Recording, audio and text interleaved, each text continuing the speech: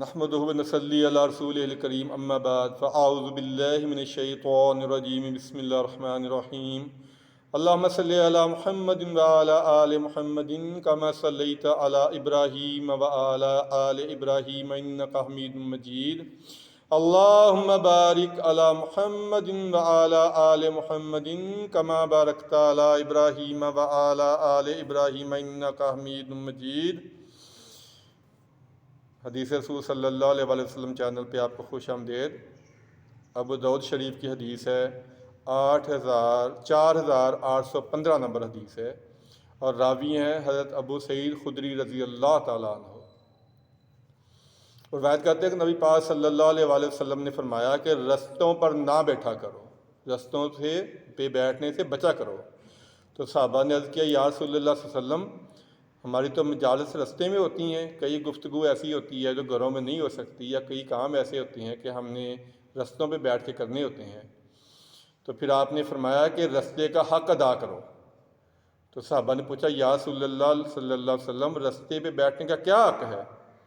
آپ نے کہا کہ رستے کی طرف منہ کر کے نہ بیٹھو، یعنی جس طرف سے لوگ گزر رہے ہیں اس طرف منہ کر کے نہ بیٹھو، اپنی نگاہ کو نیچے رکھو، غیر محرم عورتوں کو مت دیکھو، کسی کو اذیت مت دو، یعنی کوئی ایسی جگہ پہ نہ بیٹھو کہ ایسا ماحول نہ ہو کہ گزرنے والے کو تکلیف ہو، تنگی ہو۔ اور آپ نے فرمایا کہ سلام کا جواب دو، یعنی جو گزرتا ہے وہ سلام کرے آپ کو تو اس کا جواب دو۔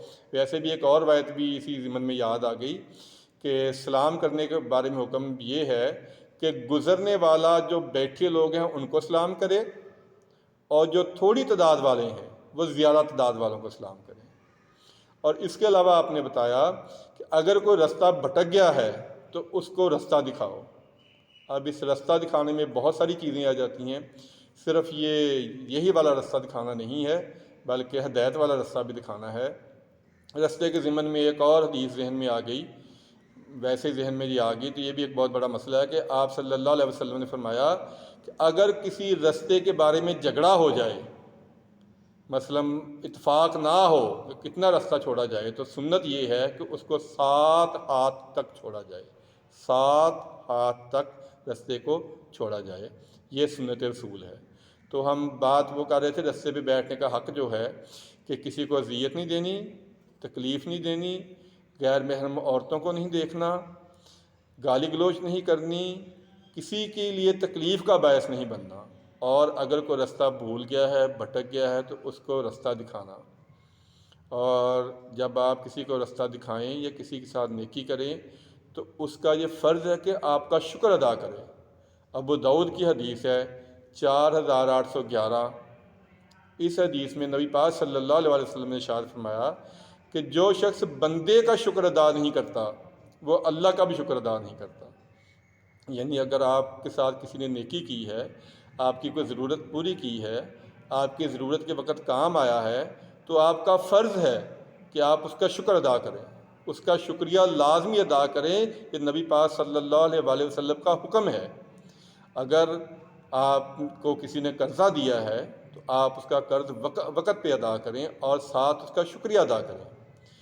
قرض کے بارے میں 2 حدیثیں ذہن میں آ گئی ہیں، وہ سن لیجئے۔ پہلی حدیث یہ ہے کہ قرض کسی صورت میں معاف نہیں ہوتا۔ نبی پاک صلی اللہ علیہ وسلم کی عادت مبارکہ یہ تھی کہ جب جنازہ پڑھاتے تھے تو پہلے پوچھ لیتے تھے کہ میت کے ذمے کو قرض تو نہیں ہے۔ اگر کہتے تھے کہ ہاں جی قرض ہے تو آپ کہتے تھے کہ اپنے بھائی کا جنازہ آپ خود پڑھ لو، آپ جنازہ نہیں پڑھاتے تھے۔ اگر کوئی کہتا تھا جی میں اس کا قرض ادا کر دوں گا تو پھر جنازہ پڑھتے تھے۔ یعنی کہ قرض جو ادا کرنا ہے یہ بہت ضروری ہے۔ نبی پاک صلی اللہ علیہ وسلم قرض ادا کیے بغیر اگر فوت ہو جاتا تھا تو اس کی نماز جنازہ بھی نہیں پڑھتے تھے، اور قرض کسی بھی حال میں معاف نہیں ہے۔ اور دوسری یہ ہے کہ اگر آپ کو کسی نے قرض دیا ہے اور آپ کے پاس پیسے ہیں تو اس کا قرض وقت پہ واپس کرنا لازمی ہے۔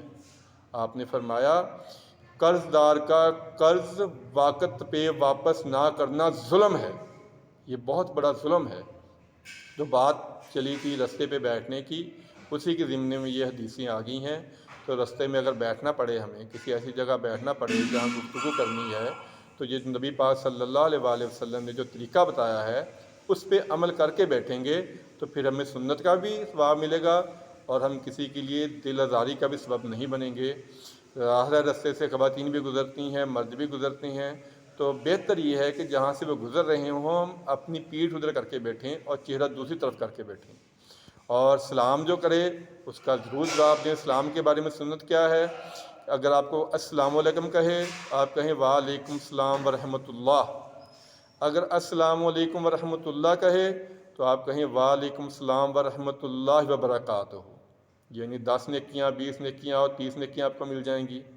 تو یہ جو چھوٹی چھوٹی سنتے ہیں، چھوٹے چھوٹے احکام ہیں، ہماری خوش قسمتی ہے کہ ہم ایسے نبی کی امت ہیں جنہوں نے ہمیں زندگی کے ہر شعبے میں رہنمائی دی ہے، زندگی کے ہر شعبے میں ہماری رہنمائی فرمائی ہے۔ ہماری بدقسمتی یہ ہے کہ ہم اپنے نبی کی زندگی کو پڑھتے نہیں ہیں۔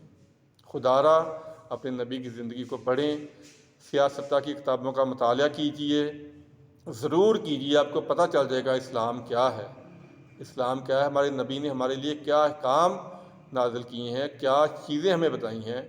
اسی سے ایک اور چھوٹی سی یاد آ گئی بات کہ ایک یہودی نے مذاق کے طور پہ، طنز کے طور پہ ایک صحابی سے پوچھا کہ تم لوگ کہتے ہو ہمارے نبی نے ہمیں سب کچھ بتایا ہے، کیا تمہارے نبی نے تمہیں پیشاب کرنے کا، واش روم جانے کا طریقہ بتایا ہے؟ انہوں نے ہنس کے کہا کیوں نہیں بتایا؟ ہمارے نبی نے فرمایا ہے کہ جب پیشاب کرنے کے لیے جاؤ غسل خانے میں تو دایاں قدم اندر رکھو اور اللہم انی خبث والخبائث پڑھو، اور جب بیٹھنے لگو جب تک نیچے بیٹھنے تک نہ پہنچ جاؤ اپنا کپڑا اوپر مت کرو، جب یعنی بیٹھنے قریب ہو تو پھر اپنا کپڑا اوپر کرو، اور 3 پتھر استعمال کرو اپنی صفائی کے لیے، اور اپنے دائیں ہاتھ میں اپنے وضو کو مت پکڑو۔ یہاں تک ہمارے نبی نے ہماری رہنمائی کی ہے۔ اور پانی پینے کے بارے میں سب کو تقریباً پتہ ہے کہ کھڑے ہو کے پانی نہیں پینا چاہیے، 3 سانسوں میں پینا چاہیے، بسم اللہ پڑھ کے پینا چاہیے، اور آخر میں الحمد شریف کہنی چاہیے۔ بات نکلی سی رستوں پہ بیٹھنے کے حق کی، اسی ضمن میں 2-3 حدیثیں آ گئی ہیں۔ اللہ تعالیٰ سے دعا ہے کہ جو کچھ سنا ہے، جو کچھ بیان ہوا ہے، اللہ تعالیٰ مجھے اور سننے والوں سب کو اس پہ عمل کرنے کی توفیق عطا فرمائے۔ میرے دوستوں، صرف بیان کرنا یا سننا یہ مقصد نہیں ہے، مقصد عمل کرنا ہے۔ عمل ہے تو سب کچھ ہے، اگر عمل نہیں ہے تو کسی چیز کا کچھ فائدہ نہیں ہے۔ کوشش کریں روز 1-2 لوگوں کو نیکی کی دعوت دیں، جب نماز پڑھنے جا رہے ہیں تو کسی ساتھی کو بھی نماز کی دعوت دے دیں۔ اپنے گھر والوں کو تو ضروری ہے نا آپ کے لیے، قرآن پاک کی آیت پہلے بھی بیان ہو چکی ہے کہ اپنے گھر والوں کو نماز کا حکم دو اور خود بھی اس پہ قائم رہو، یعنی نیکی کسی بھی صورت میں دعوت جو ہے وہ دینی ہم پہ فرض ہے، کیونکہ اب کسی نبی نے نہیں آنا، اب ہر امتی کا یہ فرض ہے کہ اگر کوئی دیکھے کسی خامی میں مبتلا ہے، پہلے تو اپنی اصلاح کرے اور پھر اس کی بھی کوشش کرے۔ یہ جو بیان ہوا ہے اللہ تعالیٰ ہمیں اس پہ عمل کرنے کی توفیق عطا فرمائے اور دوسروں تک پہنچانے کی توفیق عطا فرمائے۔ آمین ثم آمین۔ دعا میں یاد رکھیے گا۔ السلام علیکم ورحمۃ اللہ وبرکاتہ۔